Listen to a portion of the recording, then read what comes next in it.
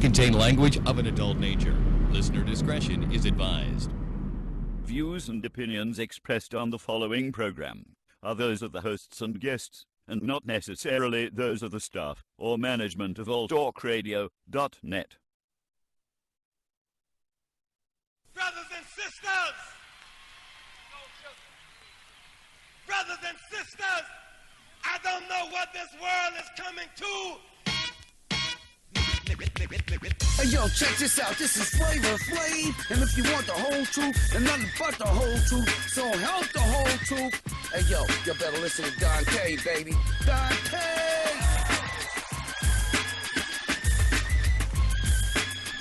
What's going on, guys, and welcome to another great edition of the Dante's Boxing Nation Show. I am your host, Dante, and we got another great show for you guys, as always. First things first, let me go ahead and introduce my man in the studio, DJ George. What's going on, man? Just hanging loose. All right, and I want to go ahead and introduce the panel, as always, my man BoxingEgo, my man Eric Morales from Counterpunch. Check out his YouTube channel. And my girl, Miss Boxing Baby. Check out her YouTube channel and subscribe to all those channels if you're not already subscribed to them. All right, let's get it in. Now, first things first, I want to go ahead and throw this out there again. I want to thank you guys as well. You guys going to hear a lot about this because we're getting a lot of love. I want to thank you guys for the donations. Once again, I got a lot of people showing love, and we want to just continue to ask you guys to show the love so we can keep providing content. Once again, this is my full-time job. This is Eagle's, full-time job. So, we're able to put out more work out there for you guys when you guys show us love like that. I got to give shots out to my man. I don't know if it's Tomas or Thomas. He's from the Bay Area. He's from what is it, Dublin? So a shout out to Thomas, man. Showed me some real love on the donation. I appreciate you, fam. I appreciate you. And like I already told you, man, you got your shirts and your hats. They on their way already, man. So go ahead and rock those shirts. And matter of fact, anybody who's buying the shirts, there's been a lot of people buying the shirts and the hats lately. I want you guys to send me some pictures, man. I'll go ahead and put them up on Instagram and, get your face out there. So, that's what it is. I appreciate it, guys. So with that out the way, let's go ahead and talk about some boxing, man. So, man, I'm telling you, and I was just telling you guys before the show started, with Al Heyman and the PBC in the mix, it seems like, when we get a week of boxing, now we got so many cards, my DVR can't even handle it, We had a lot of fights this past weekend, but since my man Eric Morales was actually covering the fights in Texas for me, I want to start with you, and we will talk just briefly about these fights and then get into all the much bigger news after that. But Eric, man, you were out there covering the fights. We had Figueroa versus DeMarco, Arreola versus Kaufman. We had Victor Ortiz just basically, getting back into the groove. Describe the experience and tell me what was the best fight on that card, you watching it live and everything. I think the best fight on the card, even the fans would agree with me, at least all those in the stadium who stood up and applauded afterward, was Omar Figueroa versus Antonio DeMarco. Okay. Excuse me.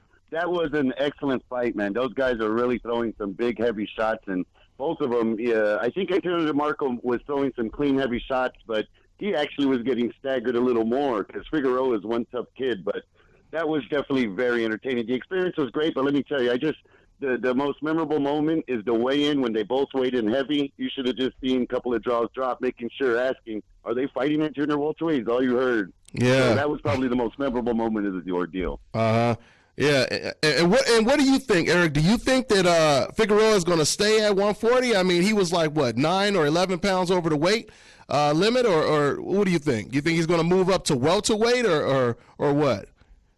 Ooh, I don't know. That was a tough one. They didn't look too happy about it. I know that. No one was real happy after the event, even when I spoke to Jesse James Leha afterwards, who was co-promoting. Even he, not necessarily looked concerned, but he looked a little skeptical on, what was going on and why they weighed in so heavy. It's obvious Antonio Marco was aware of it because they did change the contracts at the last minute, but just surprising. I have no idea what's in store for him, and should he move up to face some of these bigger, heavier punchers. At 5'7", he was really good in the lower divisions, but in welterweight, he's going to be a pretty small guy. Yeah, and everybody going to be going after him, because he got that, he's got that O on his record. He's easy to hit. you know, and he'll just look good on your resume. I mean, shoot, I wouldn't even mind seeing him fight somebody like a Errol Spence, you know, if he can't make that 140 limit. So, you know, then you had Victor Ortiz. You know, Victor Ortiz, of course, he gets a lot of slack. You know, he's built a reputation of being a quitter, but the man does have skill. You know, he does have skill, and of course, he brings the entertainment value. You know, one thing you know about Victor Ortiz, you know somebody get knocked out. You know, either he get knocked out or his opponent is getting knocked out. So I like that about him. Miss Boxing Baby, I would like to. He's talking about fighting the winner of Garcia versus Guerrero. You know, some people talking about they would love to see Ortiz fight Andre Berto again. What would you like to see with Victor Ortiz, Boxing Baby? I didn't even know he was coming back until this weekend, so I still have to like soak that in. But I wouldn't mind him and Andre Berto. I don't really want to see him in the winner of Danny Garcia and Robert Guerrero. I think he's more so. I don't see him winning any more titles or anything. I think now he'll just be boxing to stay busy. I wouldn't mind him and Andre Berto. They're kind of on the same track. I don't see Andre being a champion again. I think that'll be a pretty good fight, rematch. Yeah. Fight the first time. Yeah, I would like to see that fight. I would also really like to see Ortiz versus Errol Spence. I think that would be a great test for Errol Spence. You know, and there were Spence by knockout. Oh yeah. I mean, but you know what? Victor Ortiz, he would definitely test Errol, because one thing about, you know, Victor Ortiz is if it wasn't for his heart issues, and now I guess you could say his chin issues, you know, he would have been a good fighter. And I know that's a big ass if, because he has the amateur pedigree. You know, he was able to catch Floyd Mayweather with some clever shots. You know, not too many people was able to catch Floyd so flush. You know, so you know, he was decent, but yeah, I agree with you, baby. He ain't gonna most likely be a real champion. He may get some little trinket, but that'll pretty much be about it. Like a Latino belt or something. You know, yeah, they make up, some local Long Beach, California belt or something like that. You know, it ain't gonna be no. He'd be the champion of his block or something like that, but that's about it. You know. So anyway, yeah, we just getting the little small stuff out the way, you guys. We about to get into the real big stuff in a minute, and I just want to really, really quick just touch on Areola. Areola, he beat Travis Kaufman, and Travis Kaufman knocked him down. It seems like Areola, he's pretty much, I hate to say it, but he's on a decline. We already knew that.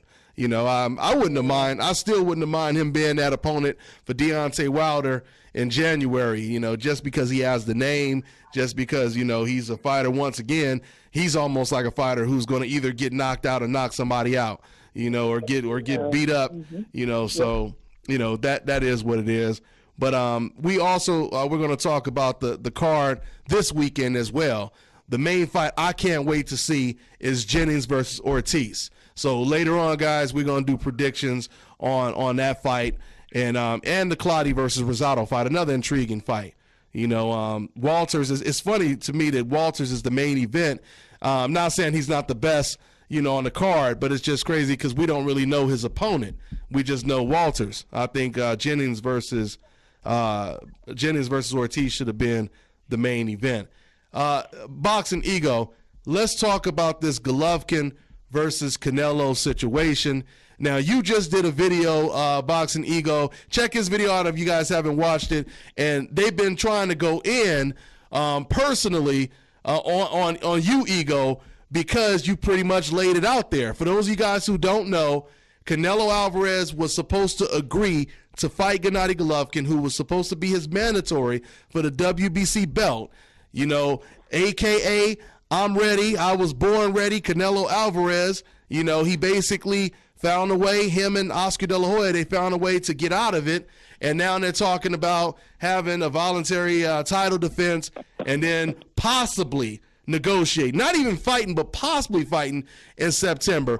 Break this down, man. What type of comments are you receiving, BoxingEgo? And talk on this, man. Man, I got to answer like Floyd Mayweather. Like I said before, it comes with the territory. When they don't want to hear what you have to say, they don't disprove you. All they do is gripe, complain, name call, things like that. The stuff I said in the video, not one person has corrected me on a fact. Not one person has really intelligently rebutted what I was saying. So, I mean, it is what it is. But I think the whole situation is kind of lame. You got Team Triple G, who they're complaining that they're being avoided and ducked at 160. They felt, we're the mandatory. We're in line. Couldn't get a fight with Sergio Martinez. They said he ducked him, right? So you can argue that. Like, didn't look like Martinez wanted to make the fight. Then Sergio loses to Cotto, and it didn't look like Cotto wanted to really, truly make the fight. He was like, a belt doesn't define me. I don't want to pay these fees. And then now you got the young kid, Canelo. You asked a question at the post-fight Cotto-Canelo press conference, Dante, and you said, what if the WBC tells you got to fight Golovkin next? And then you have him flexing all on the podium, like, I was born ready and all this. But now you get an extension to further negotiations, and now you get another extension or leeway to fight somebody else not named Golovkin. But when you asked him, it's all flexing and, the gun show. Mm-hmm. It's crazy, man. See my guns.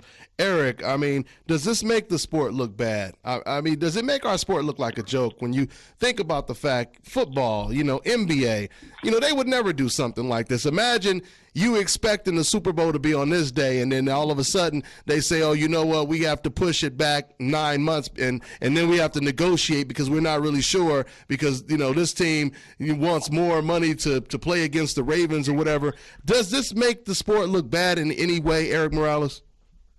Oh, I think so. No matter who's doing it, whether it's, at the heavyweight level with some of the, situations going on there, or even with Canelo, man, it's a real kind of black eye when you see guys postponing inevitable fights, simply to milk the belt a little more. I don't know. It's a weird one. That's a weird situation. I would probably say in this kind of a case, I understand what they're doing. I understand why they're doing it, but unless they're on the same card, double-heading it, it just doesn't make any sense. You said you understand why they're doing it. That would be that's a great idea. What? Have them on the same card, and then the winners. They did that with Donaire. That would be. Oh yeah. I agree. That would be. Great idea. Great suggestion by Eric. Doing that. It's funny, but in general, to answer the question though, I don't like it. Yeah, I don't. You said you understand the kind of stuff that really make me just say, "Damn it!" Now you know why MMA gets so many views. Oh, that's true. Yeah, they fight. They have to fight each other because Dana White is the only person who runs the UFC. So it's not a whole bunch of promoters and managers and all that. It's just one guy who runs the whole thing, and he's like, "Look, you fighting this dude, and you ain't got no option, but to fight him." And Dante, the other thing is, I'm getting comments where people are comparing Andre Ward versus Kovalev. Andre Ward is moving up a division to light heavyweight. Mm-hmm. False. Of course. Canelo is the now lineal middleweight champion. He has belts at a division he's never really even truly fought at. That's already a difference. See how they compare apples and batteries? You know what I'm saying? Yeah. Not comparable. And the biggest thing with Andre Ward and Kovalev is the fact of the HBO multi-fight deal stipulates if they both stay on the winning side of things, then they're going to face each other in the future. They're both on board. They've already talked. Both fighters want it. Both promotional companies want it. There's no dispute over what weight. There's no catch weight. Ward's going to the full 175. Yeah. So that's a far cry from this situation. Canelo said, "Oh, we want to fight at 155," and Team Triple G is like, "Man, we're not coming down to 55 to fight for middleweight titles." You know what I'm saying? So here lies the problem because if they both win, depending on who they match them with, they both win, they still have 15 days to negotiate, and they still it's like starting from scratch. And there's no guarantee. Iron all of these issues out. Yeah, and there's no guarantee they're going to take the fight. See, Moose, this is my whole thing, Miss Boxing Baby. Like, to piggyback off of what Ego just said, when it comes to Andre Ward, when you compare what he's doing, we know for a fact that he's going to fight against Kovalev if they keep winning. We know they're going to fight next year, and we're pretty much damn near already in 2016. So that's a guarantee right there. Once again, like the NFL, when you watch NFL, you know that if your favorite team keeps winning, he's going to go to the playoffs, and then he's going to go to the Super Bowl. He has a chance to win it all. But with this situation right here, we don't know if we even going to get to see this fight. I mean, do you think that Canelo is going to take that fight against Golovkin, Ms. Boxing Baby? First, I think the blame needs to be redirected. For one, this is boxing.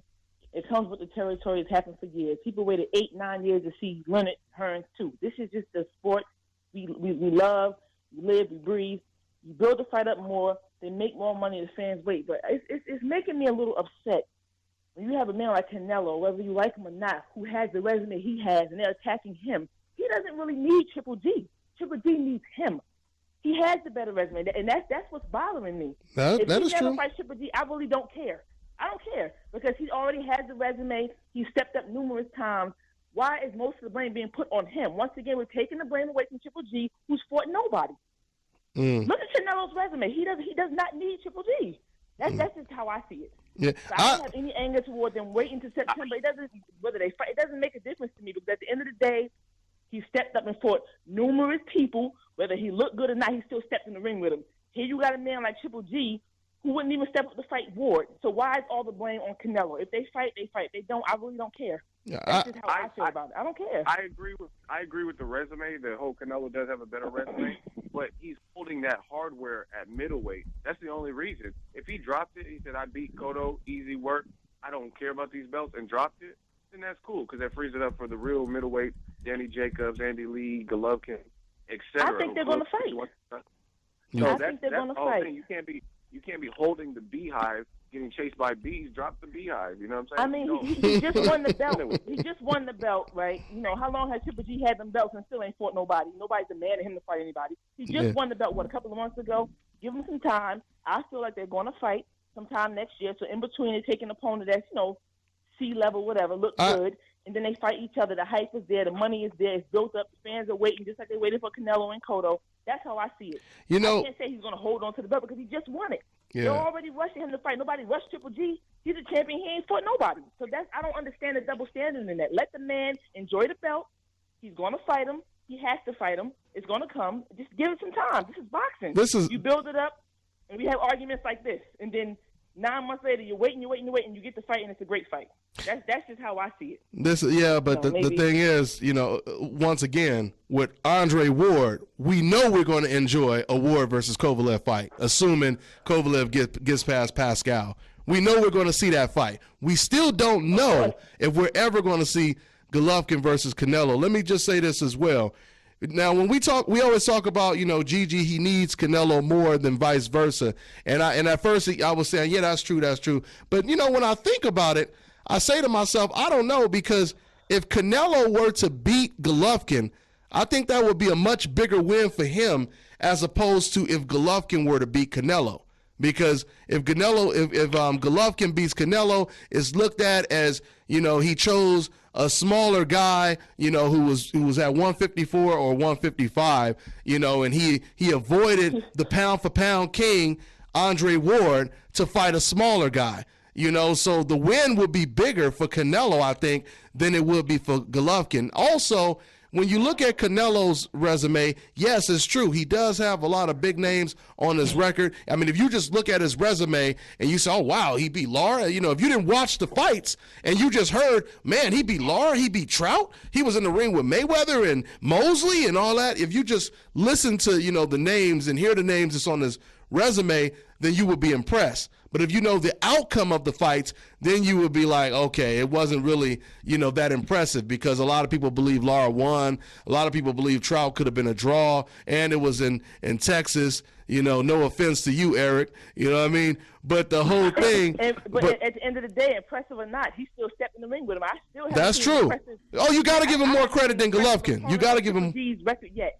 Yeah, I haven't seen an impressive opponent on Triple G's record yet. I haven't. I mean, maybe I'm looking at it with different color glasses than everybody else, but I don't see no impressive opponent on Triple G's record. He's undefeated. I'm not taking up for Canelo. I'm just saying the man just won the belt in November. Well, you forgot. Like next year he's still dodging. You forgot about David Lemieux. Right. But you forgot about David Lemieux, Muse. What about David Lemieux? Please. Come on now. I said that fight wasn't going past 7. I'm sorry, I went to 8. I was wrong. Come on now. Yeah. Hey, Dante. The other thing too is, to me, with the behind the scenes pack with Kovalev Ward, Ward has not lost since he was a teenager. Since Mm-hmm. he was a teen, and he's in his 30s. Kovalev is destroying people. He has wins over Bernard Hopkins, a legend. You know what I'm saying? Cleverly, he went to Canelo's backyard, beat him down. He beat Pascal and already knocked him out. He's about to rematch him, which I think he's going to probably have the same outcome or beat him via decision, right? So, to me, even though anything can happen in boxing, there's a little bit of a safety net and a little bit of security because one guy's an Olympic gold medalist who hasn't lost since he was a kid, and then the other guy's undefeated, looking like a beast, almost knocked out a legend in Bernard Hopkins, and has good names like Pascal on his resume. Versus, like you just said, with Canelo, some of his wins are a little bit sketchy. There's some controversy with Trout. I thought he beat Trout, but there's a lot of people who said it was controversial. But Laura, for sure, I definitely had Laura winning that fight. So if they take voluntary defenses, there's really no guarantee that he'll get past it. And if he does, that he'll do it with flying colors. You know what I mean? And it'll look great in doing it. If it's a Laura-type performance, that hurts the Triple G Canelo fight. It doesn't help him. If he does another Kirkland type of performance with a formidable opponent, then that could help it. But other than that, it's just so much of a gamble that I have no reassurance that we're going to get this. Mm-hmm. And I want to touch on when I was talking about Ego receiving, comments from the fans defending Golovkin.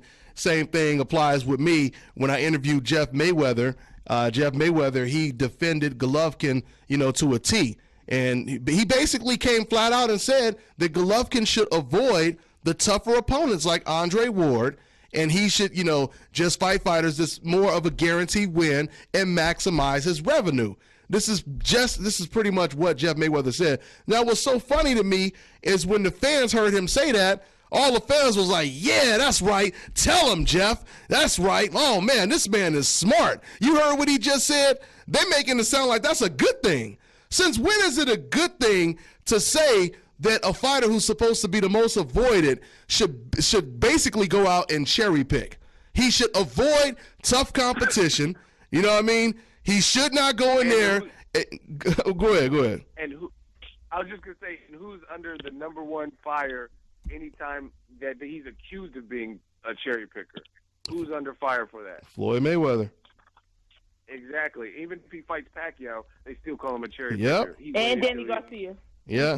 Yeah, he hated just like Mayweather. Deontay Wilder even. Yeah. They're saying Arthur Spilka is the worst cherry pick or whatever, but man, this is crazy. Yeah, it's crazy. The fans are so fickle. They say whatever. Like I don't know. And Ego, like you were saying earlier, how funny is it, when Jeff Mayweather says something where he doesn't agree, in favor of a Golovkin or a Canelo, then those exact same fans are like, oh, you shut up, you damn, this and that, you that, and all this racist stuff, and you ugly bastard, and all kind of ridiculous stuff. They get real personal, and as soon as they hear Jeff say something they want to hear, now all of a sudden, man, see, this is why I like this Jeff guy, man. This is the smartest guy in boxing, and et cetera, et cetera. Man, we know what time it is, boy. We know what time it is. But hey, Eric, I wanted to ask you because I tried to ask you the question. You finished off by saying that you understand why they're doing it. Why do you say you understand why they're doing it? As y'all were just mentioning, as Miss Boxing Baby was mentioning, just to maximize, the dollars. So trying to get another title defense, trying to, pad the stats a little bit. Hopefully they get a big name that's slightly faded. Something of that nature, but to me, like I said, I just don't like that. Yeah, to me, you should go straight into the fights if it's something that's out there, if it's possible, definitely make it. Especially in today's day and age where it's so hard to make a fight, cross promotionally. This is a fight that can easily be made, so why not do it? Yeah, and I agree. Dante, go ahead.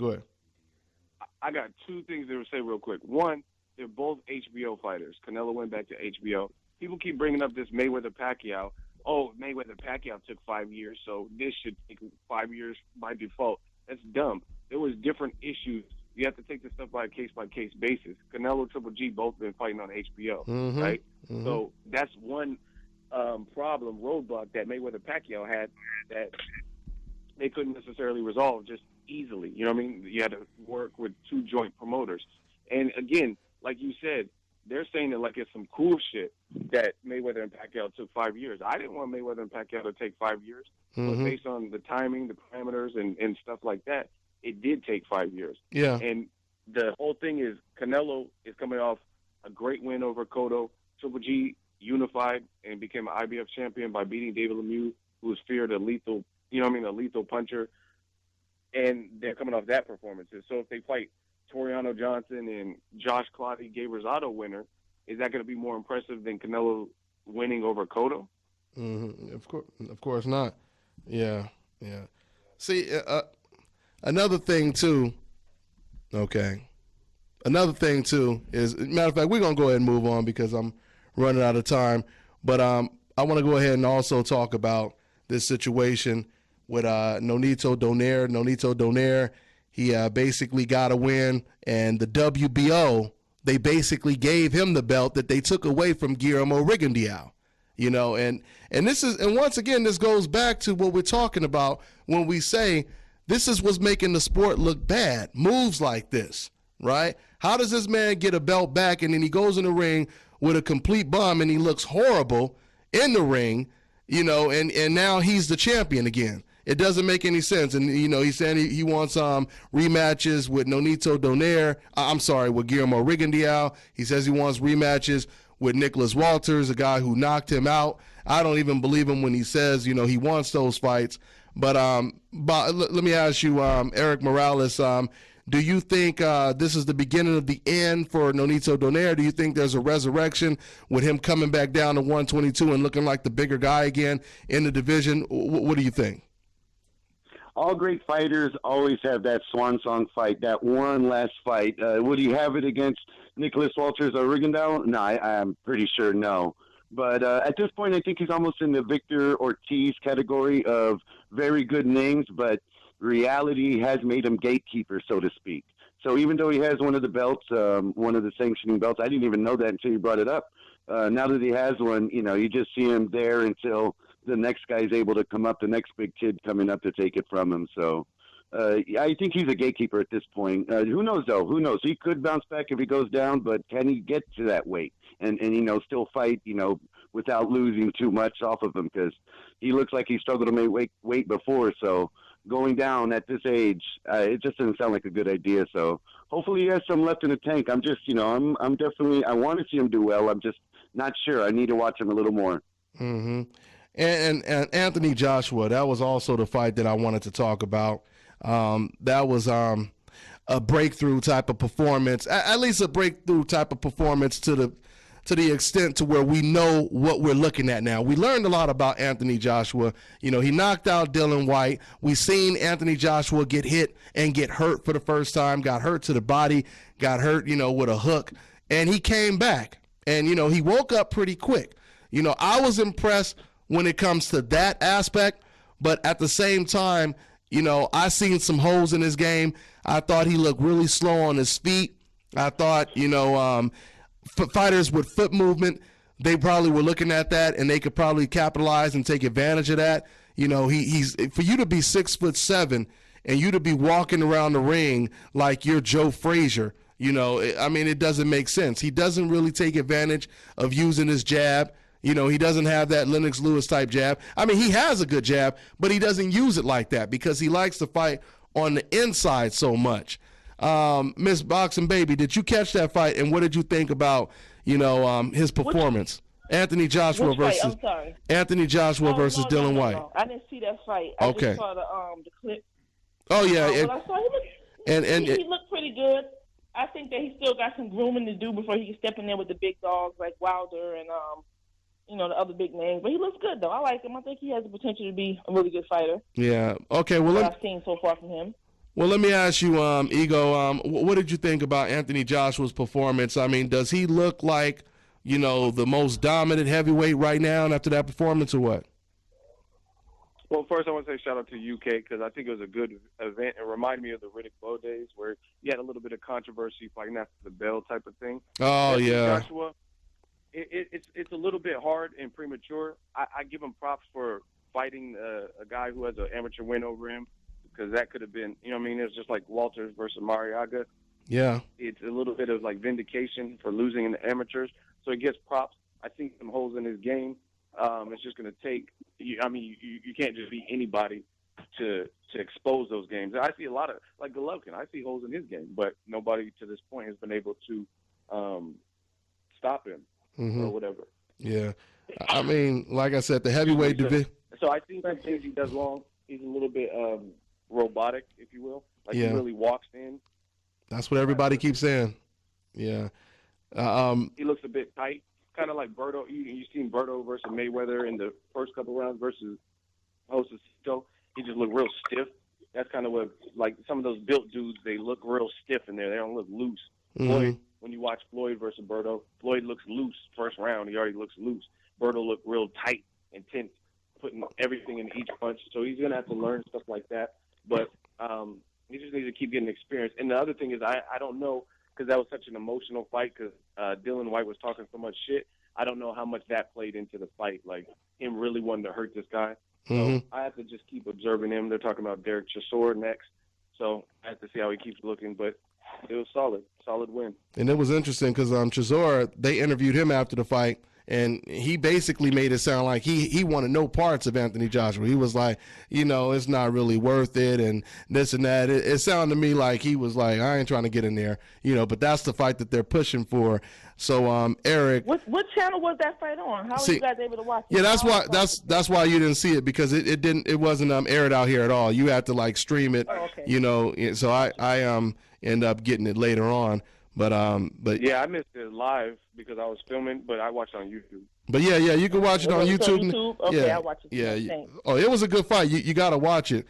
So Eric, tell me, man. So where would you say Anthony Joshua he fits in this division right now? Is it still too early to compare him to fighters like Wilder and Fury, or what? What was your take after his performance?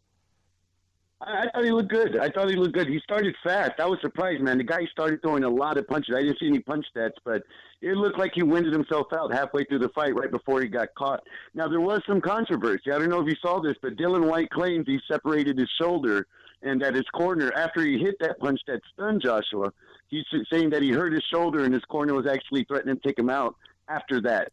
Oh, I didn't hear that. That's going to become a big deal. It looks like no one really is giving that too much mind right now. But Anthony Joshua looked good. The only thing that I saw, like everyone else, he doesn't fight to his height. He gives you opportunities to hit. I think that's why he doesn't throw his jab so much.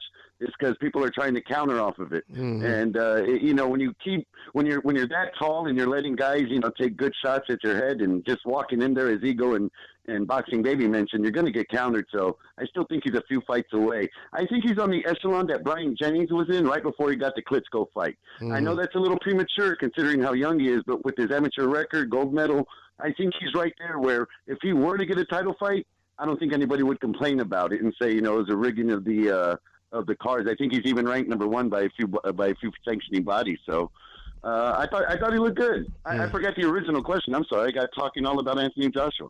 No, I just asked you. I think I asked you where did he fit in the heavyweight division and what you thought about. I think he's ready. I think he's a step below Tyson Fury's or Klitschko's, and I even think right now at this time I might favor Wilder above him. However, if he catches, a lot of people are saying, if Wilder catches him with that right hand, he's going to go down. But if he catches Wilder with either hand, Wilder is going to go down. So I put him right at that level.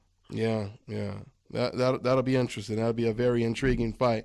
And I want to say to the fans, I told you guys we were going to read out some of your questions. We're going to go ahead and do it next week. So if you guys do have any questions, go ahead and post them in the comment section. And you can also post them in other videos of mine as well. Or you could post them in Eagles videos or Counterpunch videos and say, you want to ask this question or for the radio show. You could direct the question to whoever you want to direct the question to as well. Okay. I'll tell you who I would like to see Anthony Joshua fight. I would like to see him fight Tony Thompson. He's ruined many UK fighters. I would like to see him see what he could do against him. Yeah, that would be a good matchup. I'm just throwing that out there. Yeah. A guy who gave a lot of heavyweights problems. That would be another big test for Anthony Joshua. I wouldn't be surprised if they try to slow it down a little bit after that Dylan White fight. So we'll see, man. We'll see. The heavyweight division is still cracking, and I can't wait to see when Andy Ruiz is going to step up and Joseph Parker. It seems like these guys are taking a while to step up in competition, so when they step up, it's just going to make the heavyweight division even more exciting. So let's go ahead and also talk about, since we were just talking about the heavyweights, we might as well jump into one of the biggest fights. I think this is the best fight of the weekend, this coming up this week, and that's Brian Jennings versus Luis Ortiz. This is a real competitive fight, and I'm not going to say, usually I'm confident, depending on who's fighting. I'm kind of confident on who I think is going to win. Regardless if I'm right or wrong, I'll feel confident about who has a good chance of winning. But with this one right here, this is kind of tricky, but I'm slightly leaning towards Victor Ortiz. Luis Ortiz.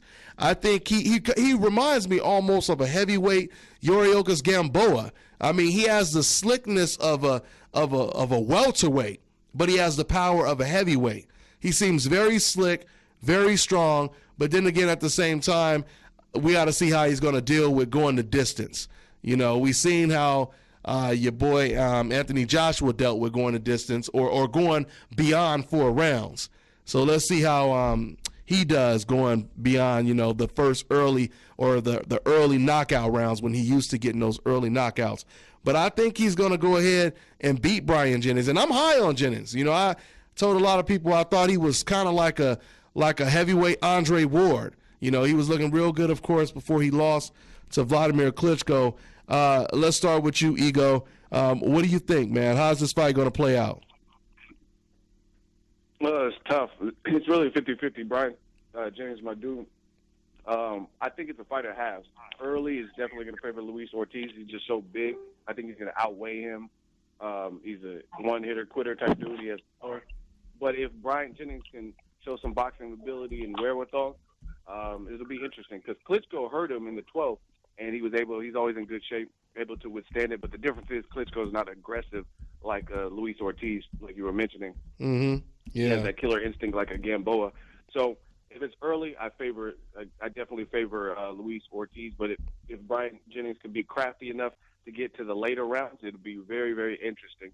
I think he could win a decision or something. Mm-hmm. Moose, your take on that fight, Jennings versus Ortiz.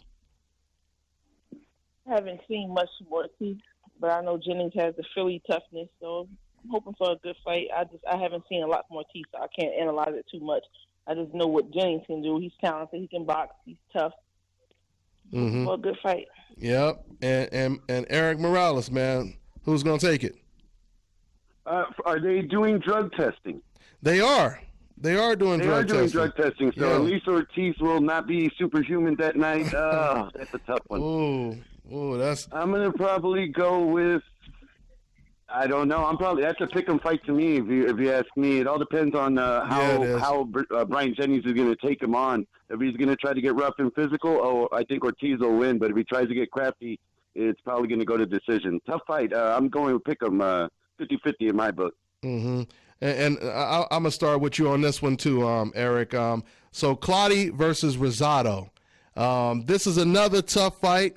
I think Clottey might take this. Rosado, he's starting to get knocked out now, and he may just the wear and tear may start to be getting to him right now. So I'm kind of leaning towards Clottey, but then again, if Clottey is consistent, if he goes in there and he fights strong 12 rounds, I don't see Clottey losing. If he just starts taking off rounds, but I don't think he would do that against a fighter like Rosado. I think his confidence will be through the roof, and I think this will be an impressive win for Clottey. But Eric, they're talking about Canelo, the middleweight champion who fights at 155, possibly fighting the winner of this fight. So give me we got like 3 minutes left. Give me a quick prediction on the Clottey-Rosado fight, and what do you think about Canelo possibly fighting the winner? I'm going with Rosado in that fight. If I'm going quickly on this one, I think he's going to pull it out. As you mentioned, I know Clottey is going to look to start fast and early, but I have a feeling he's going to get caught in that shell and just take a lot of punches, and Rosado's movement is going to make him an easy target to hit. As far as the winner facing Canelo, I'll tell you what, Timmy Bradley sounds a whole lot better right now, doesn't he? And that's sad. I don't like to hear that one. I'd rather see a Timmy Bradley fight than facing the winner of Claudio Rosado, simply for namesake. He's just a bigger name, not because the action will be better or anything, but that's a confusing one by Golden Boy and Canelo there. I'm not sure why they stuck to that one. They should have went somewhere different. I think real quick, if Claudio actually wins this fight, I would prefer to see Canelo versus Claudio than Canelo versus Bradley. BoxingEgo.